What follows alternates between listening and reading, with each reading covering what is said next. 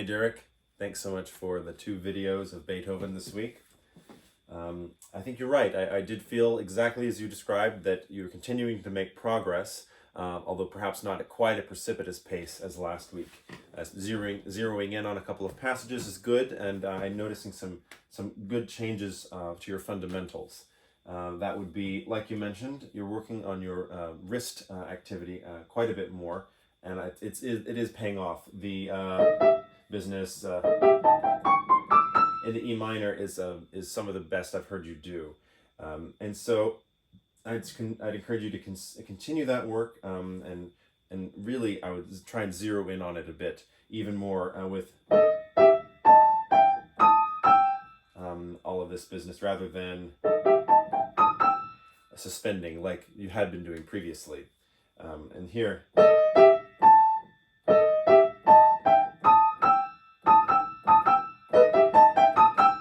Something like that would be great. And that'll enable you to, that's something you can carry into every passage. Especially in your left hand, I'm noticing a lot of flat wrist, which I don't think is suitable in this passage.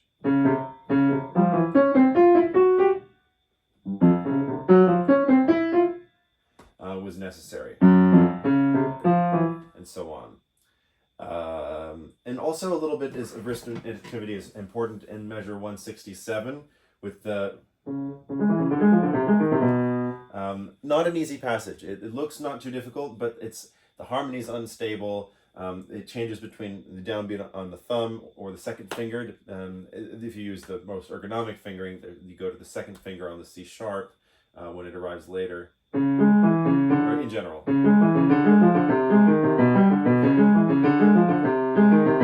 It's a little bit of a tongue twister. So this one I would practice with the groups of 4 notes. And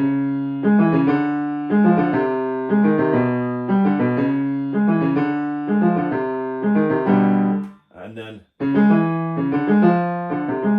aha, I caught the first error.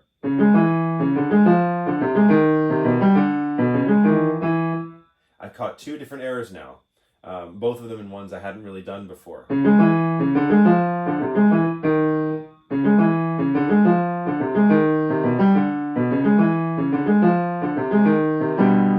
I'm clearly uncovering some of the issues.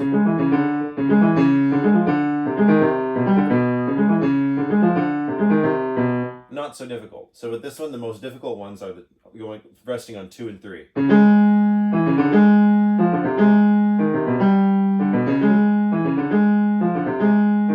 Especially 3.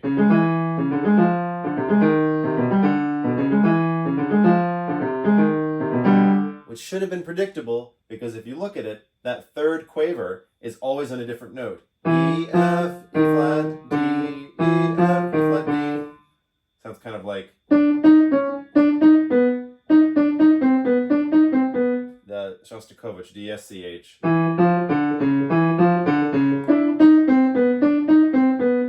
Anyway.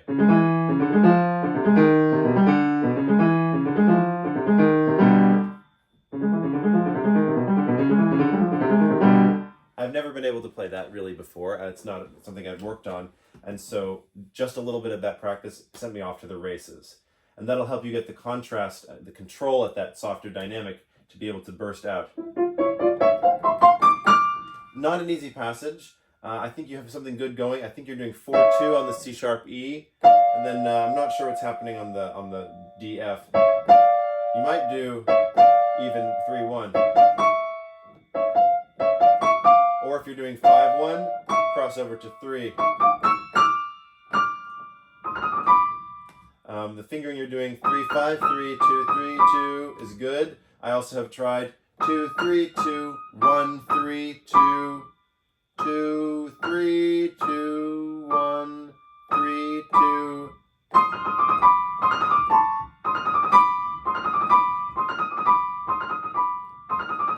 It's a little stronger. It's also a little more dangerous because you've got to move the thumb. Your fingering is also fine. It's just a little bit on the less assertive side.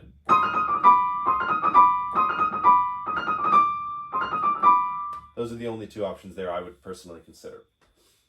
On the subject of contrast and dynamics, I think you need to make a bit more of the fortes and pianos at the beginning of the page.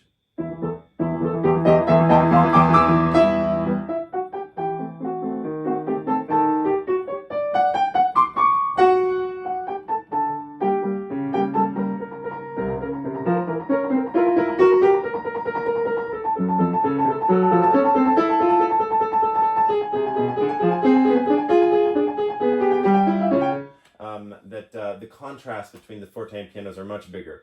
Right now you're playing basically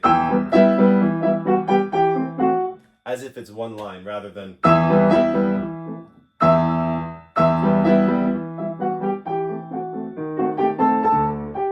and then the contrast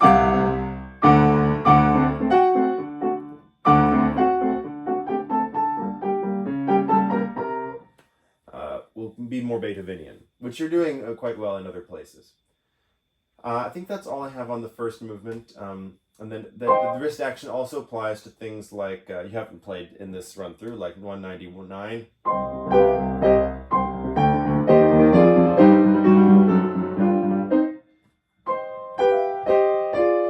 Even if you're not doing, down, up, it's a bit silly to do that.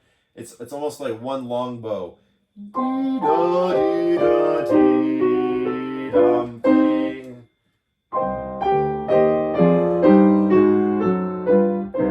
Rather than, which is a bit dull when anyone does it. So yeah, those kinds of groupings will be very helpful.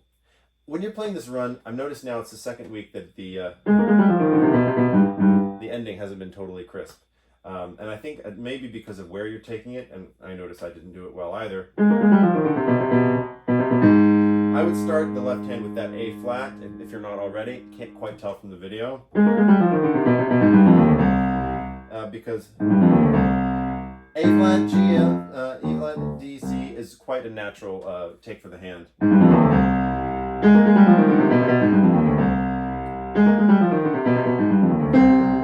Or, appropriate dynamic. That way you won't get, I don't know if you're trying to take, you may already be doing it, but that's the thing to focus in on.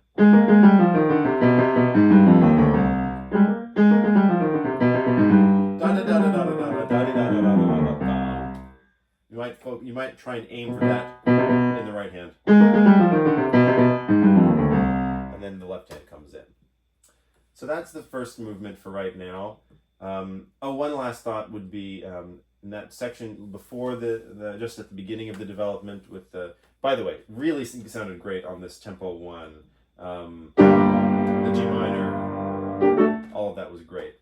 One thing I would suggest is that you sustain the melody a little bit more in the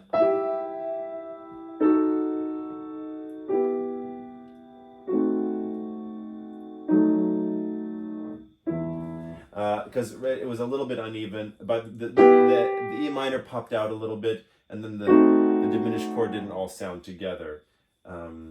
So to float that a little bit more.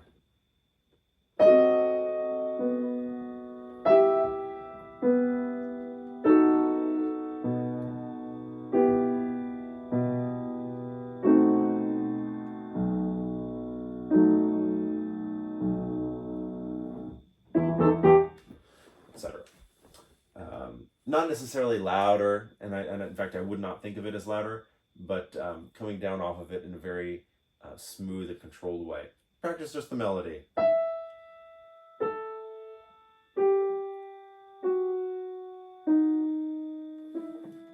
Then with the bass. Immediately I notice I don't play it quite as well.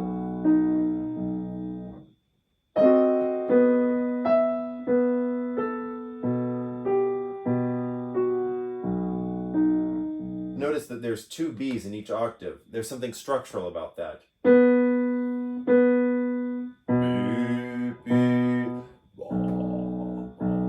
As if it's going from the violas to the cellos to the double basses, rather than just notes that are syncopated against the right hand.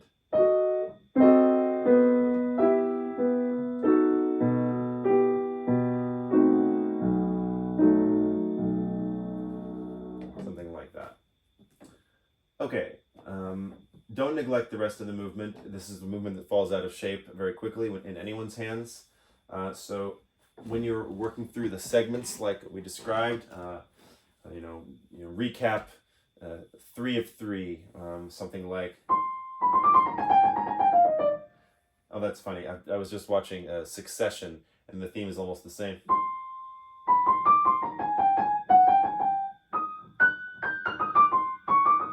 Business like that. I'm sure that's where they get it from.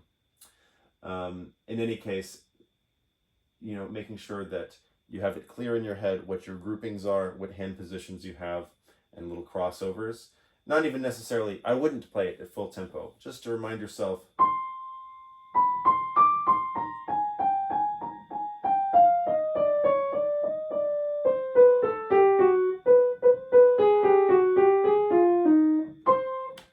Where the groups are and where the strange little changes are, so you don't lose track of it. Second movement, it's in good shape. I think it's clear you were diligent about your choice of fingerings and about your voicing practice. The melody is singing out quite well. The next step, I think, and by the way, the tempo is very stable as well, so I appreciate all of that. This is a fantastic start. The next step would be to make sure that the melody is connected through legato, smooth and even and dynamic. Beethoven's phrase markings are a little bit complicated, but I think most of them are quite applicable and helpful. So the main thing I noticed right from the start is that your B flat was a little bit accented. So see, I agree that it actually gets a little more weight than you would think. But it shouldn't probably, it sounded a little bit like. And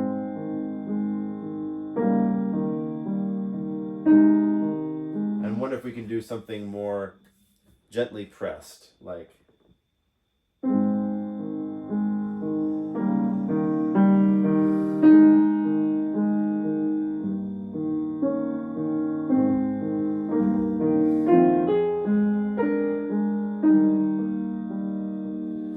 I didn't do it especially well, but maybe.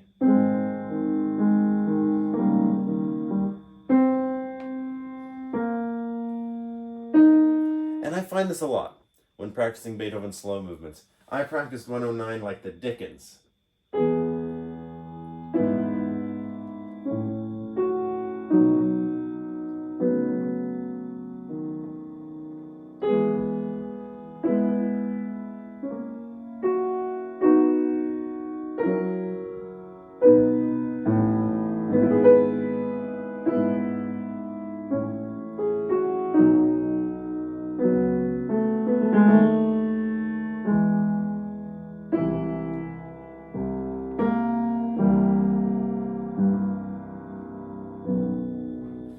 And it was just so agonizing every time.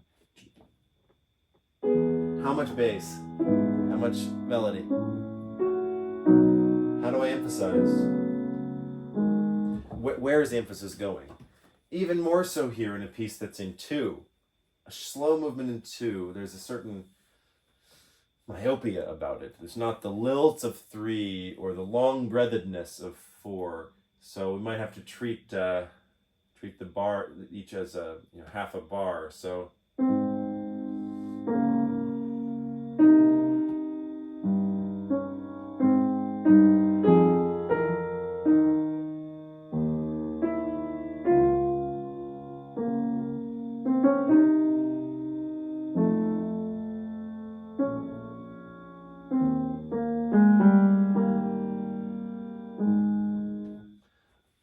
something around there. In fact, I could not even tell you whether that second beat is more or less than the first beat. It's more tense in the harmony, and the speed also affects the dynamic shaping, because if you accent a long note, so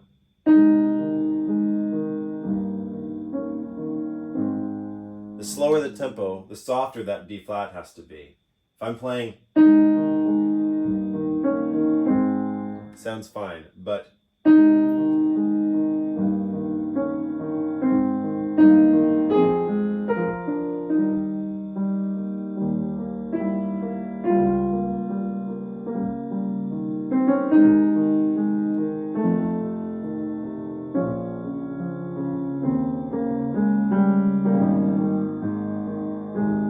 I gotta check what your fingerings are because I totally didn't notice.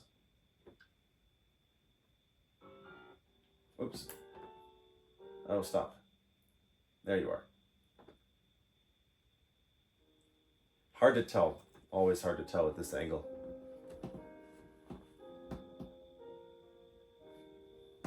Ah, I see you're splitting it between the hands a little bit. Probably that's one of the reasons for your success of balance so far.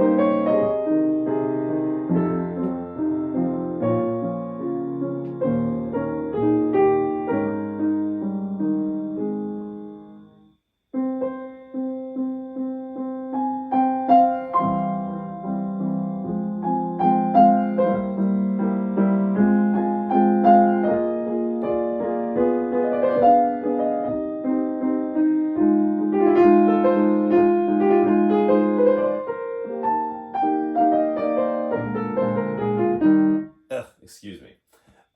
But that is all the more reason to show the rubato there.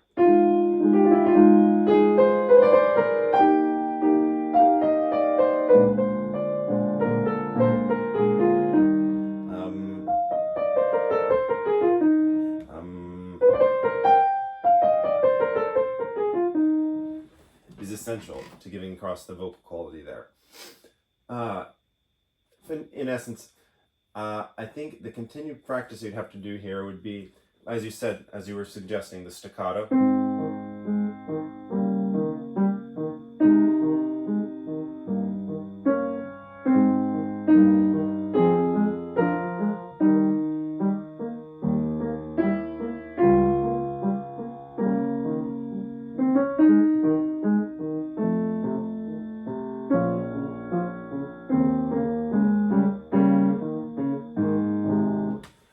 Will give you a greater dimensionality and ability to release, because part of this is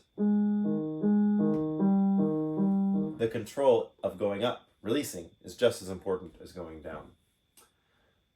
So what I would conclude here is that when you're practicing these, also try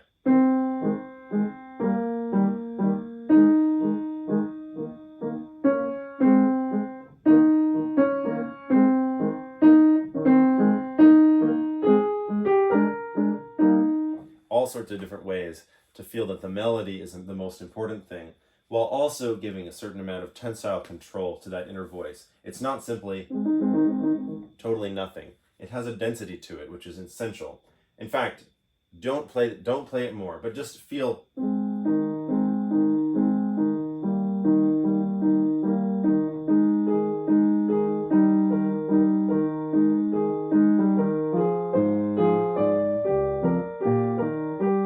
that kind of practice, I think, is good too, so that you get it solidly, rather than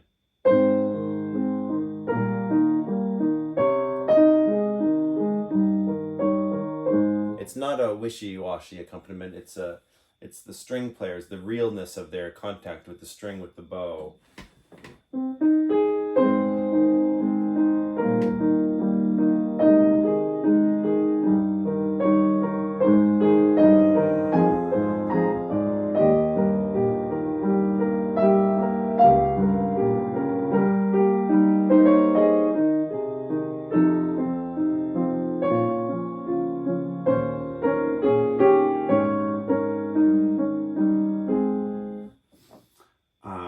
don't have too much more to suggest on this at this time, except to think about it, the phrasing in terms of the groupings as written. 8 bars, and how is it comprised? 1, 2, 1, 2, dee, do, dee, dum, da, dee, dum. I would have that A sharp, A natural, a little bit not so loud.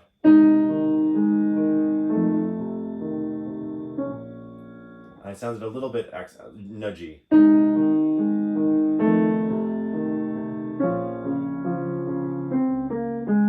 Well, I suppose it is also the tensest moment.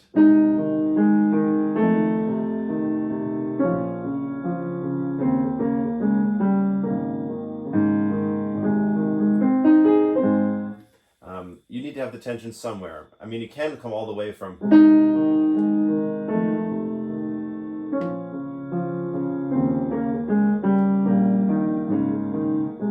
But I suppose you can go to the A. Just make sure it has dignity and slowness. In attack. Slowness in attack.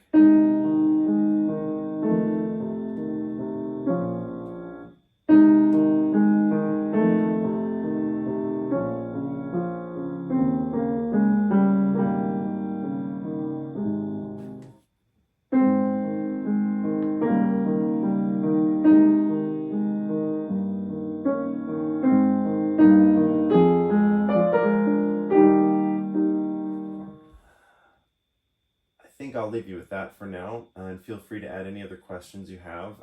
For next week, I would encourage you to certainly get the rest of that A section, and honestly, I also would encourage you to do a chunk of the B section as well, maybe up till measure 44 with, what is this?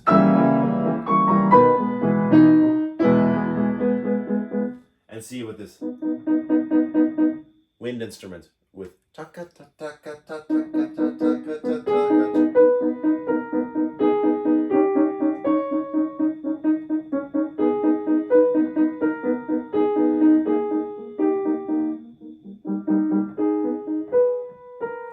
All you have to do is learn that one measure 3 times.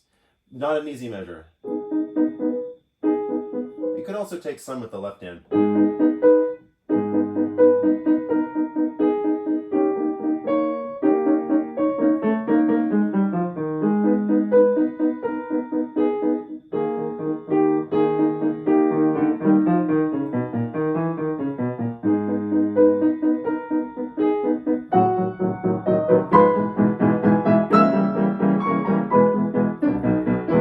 That's a good place. Definitely go to there. Or you could go all the way to the return of the A section at 51.